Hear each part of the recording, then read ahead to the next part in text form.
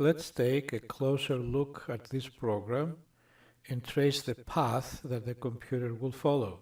The first command is at line 6, and the computer will assign the value 0 to the variable cntrz.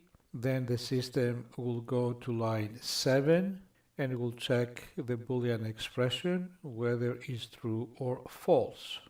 In a sense, the computer will ask, is the value of control Z less than 5? The answer is yes, which means true, so the system will transfer control to line 9. I'm executing the program and we will see the results to the right. Line 9 will display the string hello, then line 10 will execute and the system will display the value of the variable cntrz, which is 0, and then go to line 11.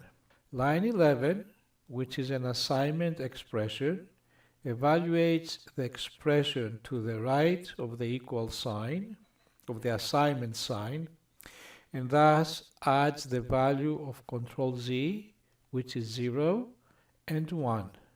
So 0 plus 1 is 1, and 1 becomes the value now of control Z, of the variable control Z.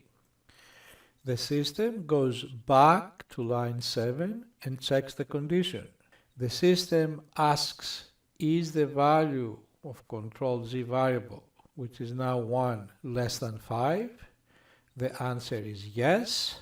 Because the condition is true, the system goes to line 9, displays hello, goes to line 10, displays 1, because that is the current value of the variable, then goes to line 11, the system adds 1 to the value of the variable, the result of the addition is 2, and the number 2 now is assigned to the variable. The system goes back to line 7 and examines if the value of control Z variable now is less than 5. The condition is true. The system continues to line 9 and displays the values again and continues the same path again and again and again. At some point though, the value of the control Z variable becomes 4, and thus 4 plus 1 is 5, and the value 5 will be assigned to the variable control Z. The system goes back to line 7, checks, and asks if the control Z value, which is now 5, is less than 5.